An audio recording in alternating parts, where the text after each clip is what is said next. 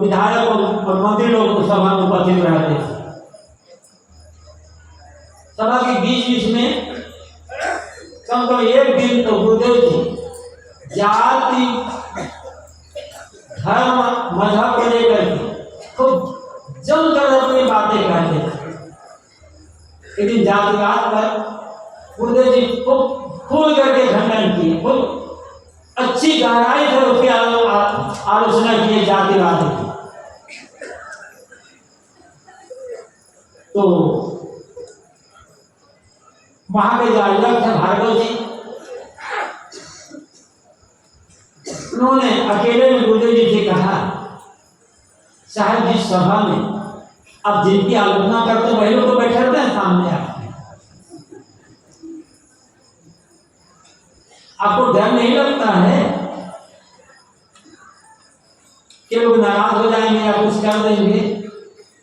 तो गुरुदेव जी ने कहा, आज से 5 साल पहले जब कबीर साहब नहीं डरे सच बात कहने में, तो हम क्यों डरे? और मान लो भार्गव जी, मान लो कोई नाराज हो जाएगा तो क्या करेगा? मार डालेगा ना। अरे एक बार तो मारना है जीवन में, 5-10 बार मारना थोड़े। हर आदमी को एक बार मारना होता है, कोई जीवन में 5-10 बार नहीं मरता। और मर जाए पता भी नहीं चलेगा कि मैं मर गया हूं। अरे जिंदा लोगों को कोई चाहे जाए, हमें क्या पता? गुरुदेव जी ने कहा, यदि मरने से डरना होता तो सदगुरु कबीर कह सकते कितनी बार। जब सदगुरु कबीर नहीं डरे तो हम क्यों डरे? और फिर एक बार मरना होगा। जो मरने से डरेगा वो निर्भय होकर के अपनी बात नहीं कर सकता। इसका मतलब ये नहीं है हम किसी की व्यर्थ कष्ट आलोचना करें। जो बात कहें आलोचना करनी भी हो, खुल कर आलोचना करें, किंतु हम दर्दी के साथ तर्कपूर्ण ढंग से, तर्क करके नहीं, गाली दे करके नहीं, अब अगर शब्दों में नहीं। गुरुदेव जी खूब गहरी आलोचना करते थे, एकदम जबरदस्त गहराई तक आलोचना होता था गुरुदेव के प्रवचन में।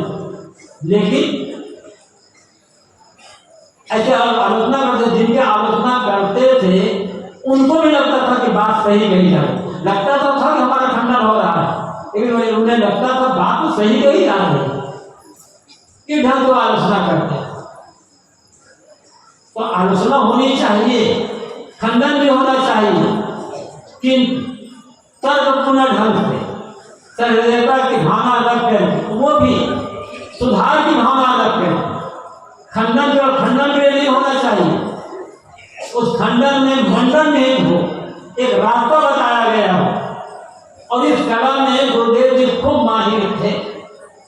उन्होंने चाहे ईश्वरवाद की आलोचना हो, चाहे ब्रह्मवाद की आलोचना हो, चाहे जातिवाद की आलोचना हो, चाहे संप्रदायवाद की आलोचना हो, या किसी बात की आलोचना हो, तो गहराई से आलोचना की,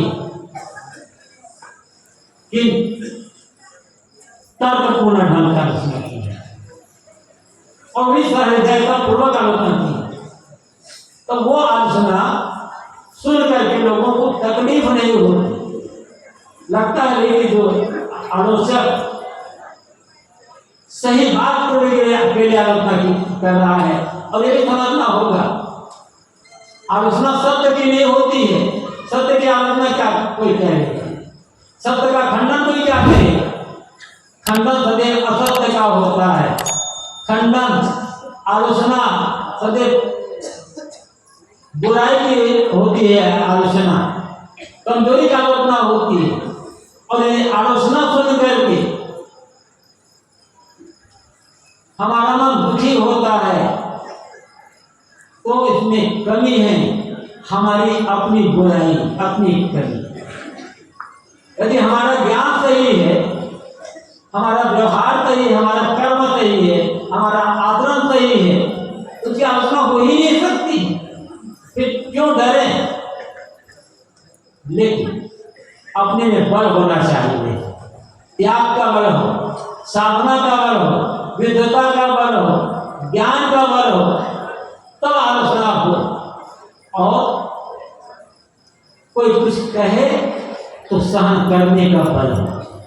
और सारे के सारे बल त्याग का, साधना का, वैराग्य का, ज्ञान का, वैराग्य का और सहने का, ये सारे के सारे बल गुरुदेव जी के पास उपस्थित थे। हम उनको गुणागार तो गाते हैं, लेकिन हमें वो बल नहीं है, इसलिए हम खुलकर आलोचना नहीं कर पाते, कहीं हम उलझ जाते हैं। समझना, गुरुदेव जी कहा करते थे, जब तक किसी को अपना न माना जाए और जिसकी आलोचना करना हो उसके प्रति श्रद्धा ना हो, तब तक किसी की आलोचना नहीं करना चाहिए। आलोचना करने पर है उस पर श्रद्धा होनी चाहिए, अपना तो भाव होना चाहिए, तब आलोचना हो। जैसे माँ कभी किसी बात में नाराज होकर के बेटे छोटे बच्चे को चांटा लगा देती है, लेकिन माँ को उस चांटा में बच्चे के प्रति क्रोध का भाव, दुराव का भाव, अहित का भाव नहीं होता है।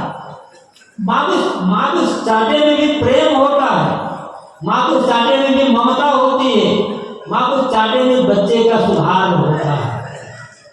ऐसे ही जो आलोचना हो उसमें ममत्व हो, सुधार की भावना हो और प्रेम हो। और गुरुदेव जी ने ऐसा किया क्योंकि उनको बल था।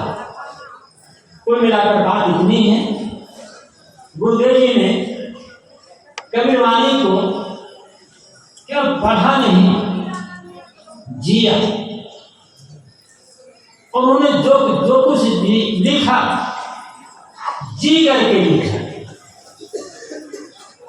जब गुरुदेव जी का शरीर शांत हो गया तो बिहार के मठ एक संत रहती थी, स्त्री घट में, लेकिन साधना पढ़ाया था। उन्होंने अपनी शिष्य से कहा था, गुरुदेव सराम की बात सुन करके, कि आज दुनिया से एक संत चला गया। क्यों? संत कौन? जो रहनी में रहता, जिसके सदगुरु कबीर ने कहा है, रहनी रहे तो गुरु हमारा। रहनी में रहने वाला संत होता है, और संत वह है जो दुखी नहीं होता। दुखी होना, मन की जो लोग दुखी किसलिए होते? कहीं मोह है, कहीं ममता है, कहीं पकड़ है, कहीं अधिकार की भावना है, कहीं अहंकार की भावना है, तब दुखी होता है। और यदि मोह है, ममता है, पकड़ है, अधिकार भावना है, अहंकार भावना है, तो संतत्व कहाँ है? फिर तो साधु का भी हो सकता है, संतत्व नहीं होगा। गुरुदेव जी ने लिखा है अपनी पुस्तक में, छोटी पुस्तिका गुरुदेव जी की यहाँ पर, संत कौन? लोग पूछते हैं महाराज संत की परिभाषा क्या है, संत किसे कहते हैं? तो गुरुदेव जी पुस्तक लिखी संत कौन। और संत कौन पुस्तक का पहला वाक्य है, जो दुखी नहीं होता वह संत है। बस सीधी सी परिभाषा। अमुक कपड़ा पहनने वाला संत है, अमुक प्रकार पूजा करने वाला संत है, अमुक प्रकार का वेद बनाने वाला संत है, ये सब ऊपर की बात है। संत कौन? जो दुखी नहीं होता है। किस कपड़े में रहता है?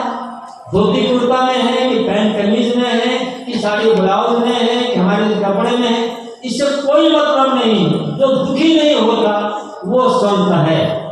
और गुरुदेव जी इसी भाव में जीवन जिए, इसी भाव में जीवन जी करके इस शरीर का साथ, इस शरीर को छोड़कर चले गए, एक आदत करके चले गए।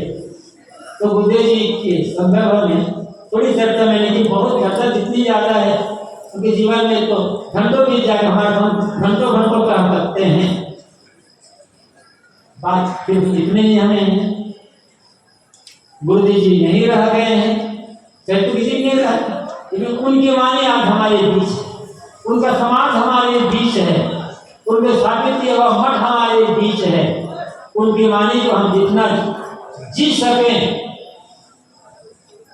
और समाज में संगठन बनाकर रख सकें और उनके बनाए मठ को सुरक्षित रख सकें, तो गुरुदेव हमारे जीवित है और ऐसा करना ही उनके प्रति हमारी श्रद्धांजलि होगी। और ऐसा करके हम उनकी सिद्ध कराने का अधिकारी हो सकते हैं। इसी पद में चलना है। गुरुदेव जी की स्मृति में अपने श्रद्धासुमन अर्पित करते हुए अपनी वाणी को यही तरफ विराम देता हूं।